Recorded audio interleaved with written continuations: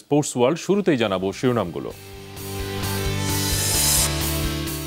তরুণ মেহেদীর উন্মাতাল ব্যাটিংয়ের নিচে চাপা পড়ল মুশফিকের সেঞ্চুরি, ৪২ রানের জয়ে ফাইনালের আশা টিকে রইল তামিমের দলের।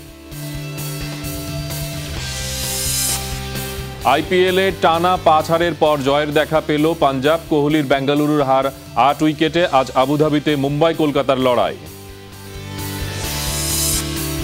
১৯ ডিসেম্বর ফেডারেশন কাপ দিয়ে মৌসুম শুরু হচ্ছে ঘরোয়া ফুটবলের। ডিএফএ গুলোকে নিয়মের মধ্যে আনতে কঠোর হওয়ার হুমকি বাফুফের। করোনায় ক্ষতিগ্রস্ত খেলোয়াড়দের দ্বিতীয় ধাপের সহযোগিতার ঘোষণা সরকারের। জনপ্রতি ৭,০০০ করে টাকা অনুদানের কথা বললেন প্রতিমন্ত্রী।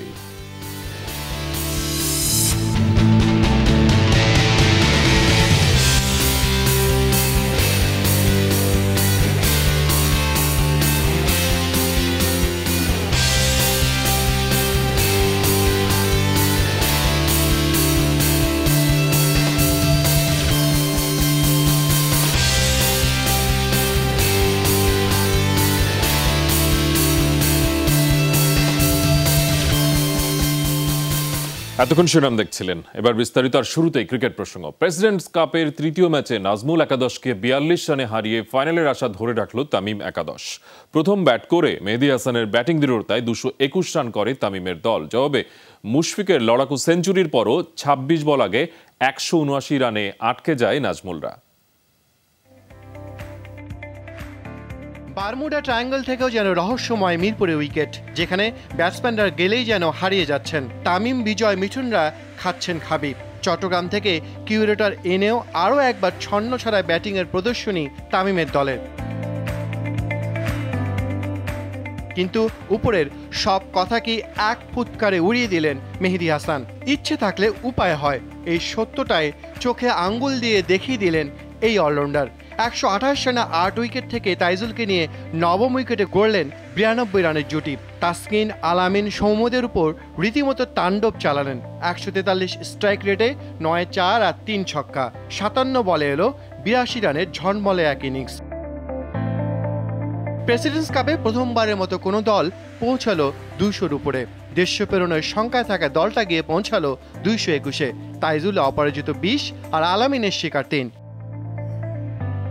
মেহেদীর মতো উইকেটের ভয়কে মিথে পরিণত করেন মুশফিকুর রহিম। যখন নাজমুল একাদশের ব্যাটিংয়ের ছবিটা তামিমদের ফটোকপি, যেখানে বড় উদাহরণ ৪৭ বল খেলে সংগ্রাম করা সৌম্যর নয়, সেখানে নিঃসঙ্গ শেরপার মতো লড়েছেন মুশফিক। গেল ৩ ম্যাচে বোল্ড মুশফিক সমালোচনার জবাব দিয়েছেন ব্যাটে। ৯-৪, ১-৬ তুলে নেন আসরের প্রথম সেঞ্চুরি। তবে ১০৩ রানে সেই মুশফিককে থামিয়ে ম্যাচের রোমাঞ্চ জমতে দেননি মোস্তাফিজ। নাজমুল একাদশের এই হারে ৩ দলের জন্য খোলা থাকলো ফাইনালের দরজা। তাহমিদ অমিত, যমুনা স্পোর্টস, ঢাকা। এবার ফুটবল প্রসঙ্গ। ঘরোয়া ফুটবলের আয়োজন নিয়ে শক্ত অবস্থানে গেছে বাফুফে। অধিভুক্ত ক্লাব ডিএফএ গুলোকে কড়া হুঁশিয়ারি মানতে হবে নিয়ম, খেলতে হবে নির্ধারিত তারিখে।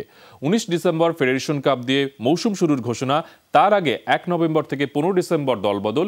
এই ২ তারিখে স্থির থাকাই এখন বাফুফের জন্য সবচেয়ে বড় চ্যালেঞ্জ। সামনে তখন ফুটবলারদের পারিশ্রমিক জটিলতা, নতুন আরেক সমস্যা। সব মিলে নতুন কমিটির সামনে বড় এক চ্যালেঞ্জ। করোনার ভয়াল থাবায় বন্ধ পেশাদার ফুটবল লিগ।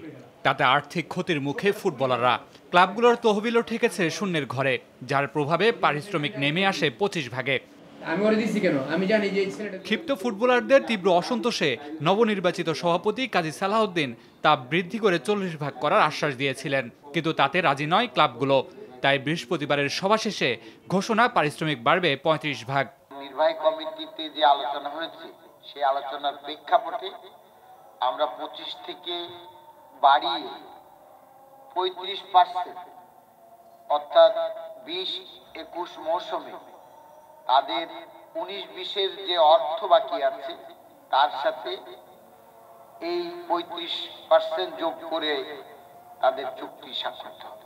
এমন সিদ্ধান্তে আবারও ক্ষুব্ধ ফুটবলাররা। মন্দের ভালো হিসেবে ৪০ ভাগ বৃদ্ধি মানলেও নতুন সিদ্ধান্ত মানতে নারাজ সোহেল রানা, রাসেলরা। তাই আরেক দফা সভাপতির সাথে বৈঠকে বসতে চাইছেন তারা। বি লিগের প্লেয়াররা সবাই একসাথে, ডিসিশনটা সবারই এক হওয়া উচিত, কারণ এখানে ইন্ডিভিজুয়াল প্লেয়ারের ডিসিশন না। 35% আমরা প্লেয়াররা আসলে খুশি না আমরা কেউ। আমরা আসলে বিপ্লবী কিছু করার চেষ্টা করতেছি না, আমরা আমাদের পক্ষ থেকে আমরা আবেদন করব। পারিশ্রমিক ছাড়াও পেশাদার লীগের ক্লাব আর কমিটির বৈঠকে সিদ্ধান্ত হয়েছে 2020-21 মৌসুম শুরুর। 19 ডিসেম্বর ফেডারেশন কাপ দিয়ে শুরু হবে ঘরোয়া ফুটবল। 1 নভেম্বর থেকে 15 ডিসেম্বর পর্যন্ত চলবে দলবদল। 2020-21 ফুটবল মৌসুম 19 ডিসেম্বর ফেডারেশন কাপ দিয়ে ফুটবল মাঠে গড়াবে। ভেন্যুর তালিকাতেও আসছে পরিবর্তন। ব্যয় কমাতে গাজীপুর, কুমিল্লা, নরসিংদী, বিকেএসপি ও বঙ্গবন্ধু জাতীয় স্টেডিয়াম ঘিরে ম্যাচ আয়োজনের চিন্তা করছে লীগ কমিটি। মামুনুর রশিদ, যমুনা স্পোর্টস, ঢাকা। করোনায় ক্ষতিগ্রস্ত খেলোয়াড়, কোচ, কর্মকর্তাদের দ্বিতীয় ধাপে সহযোগিতার ঘোষণা দিয়েছে যুব ও ক্রীড়া মন্ত্রণালয়। প্রথমবারের মতো এবারও 1000 ক্রীড়াবিদকে জনপ্রতি 7000 টাকা করে দেওয়ার ঘোষণা করছে তারা। করোনা পরিস্থিতি নিয়ন্ত্রণে এলে আগামী বছরের মার্চে বাংলাদেশ গেমস আয়োজনের ইচ্ছার কথা আবারও জানালেন যুব ও ক্রীড়া প্রতিমন্ত্রী জাহিদ হাসান রাসেল।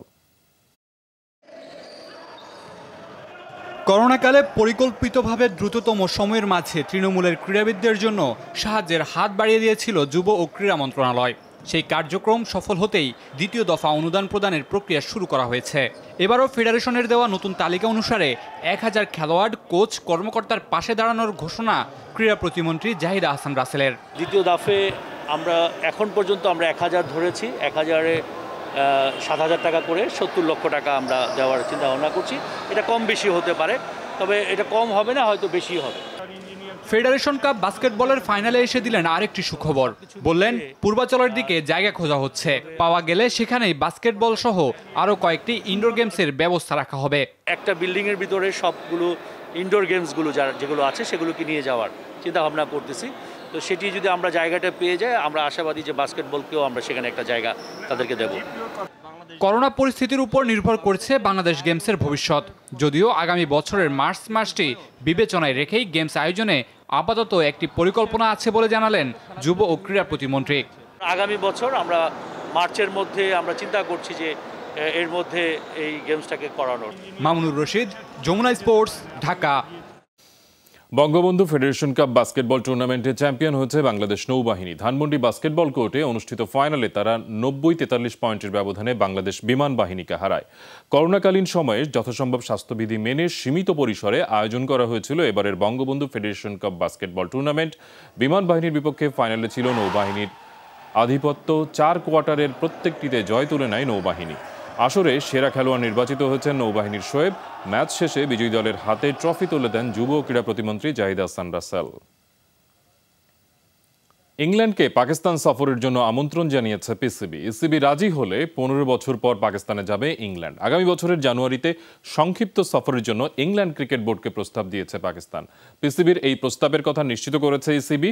বিশ্ব চ্যাম্পিয়ন ইংল্যান্ড সবশেষ পাকিস্তান সফর করেছিল 2005-06 মৌসুমে। 2009 সালে শ্রীলঙ্কা ক্রিকেট দলের ওপর সন্ত্রাসী হামলার পর শ্রীলঙ্কা, জিম্বাবুয়ে, উইন্ডিজ ও সবশেষ বাংলাদেশ পাকিস্তান সফর করায় এবার জায়ান্টদের রাজি করানোর চেষ্টা করছে পিসিবি। পাকিস্তান ক্রিকেট বোর্ডের প্রস্তাবে প্রাথমিকভাবে ইতিবাচক সাড়া দিয়েছে ইংল্যান্ড। সবশেষে ক্রিশ্চিয়ানো রোনালদো প্রসঙ্গ। CR7 করোনার নিয়ম ভেঙেছেন এমন অভিযোগ করেছেন খোদ ইতালির ক্রীড়ামন্ত্রী ভিনচেনজো স্পাদোফোরা। পর্তুগালের হয়ে নেশনস কাপ খেলতে গিয়ে করোনা আক্রান্ত হন ক্রিশ্চিয়ানো রোনালদো। পর্তুগালে আইসোলেশনে না থেকে এয়ার অ্যাম্বুলেন্সে করে ইতালিতে ফেরেন রোনালদো। CR7-এর এই সিদ্ধান্তে চটেছেন ইতালির ক্রীড়ামন্ত্রী ভিনচেনজো স্পাদোফোরা। তার মতে করোনায় ভ্রমণ নীতি ভেঙেছেন পর্তুগিজ অধিনায়ক। তবে ইউভেন্টাস কর্তৃপক্ষের দাবি, স্বাস্থ্য মন্ত্রণালয়ের ছাড়পত্র নিয়ে যথাযথ গাইডলাইন মেনে মেডিকেল ফ্লাইটে তুরিনে ফিরেছেন রোনালদো। এদিকে কোভিড-19-এ আক্রান্ত হওয়ার ঘরোয়া লিগ সহ চ্যাম্পিয়ন্স লিগের ডিনামো কিয়েভের বিপক্ষে ম্যাচ মিস করবেন রোনালদো। তবে 28 অক্টোবর বার্সেলোনার বিপক্ষে খেলতে পারেন CR7। দর্শক, এই ছিল স্পোর্টস ওয়ার্ল্ডে। আমাদের সাথে থাকার জন্য ধন্যবাদ।